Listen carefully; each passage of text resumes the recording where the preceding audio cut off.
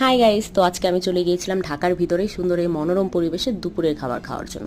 তো কোথায় গেলাম, কি খেলাম, সেটাই তোমাদের সাথে আজকে শেয়ার করব। আমি আজকে চলে গিয়েছিলাম মিরপুর 1 থেকেও ভিতরে, এটা তামান্না পার্কের ঠিক পাশে।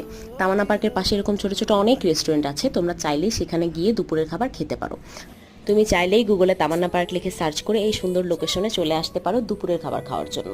আর খুব কম টাকায় এখানে দুপুরের খাবার খেতে পারবে, এত সুন্দর পরিবেশে বসে।